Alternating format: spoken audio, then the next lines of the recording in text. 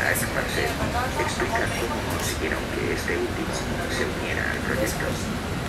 Fue un pequeño milagro convencerle.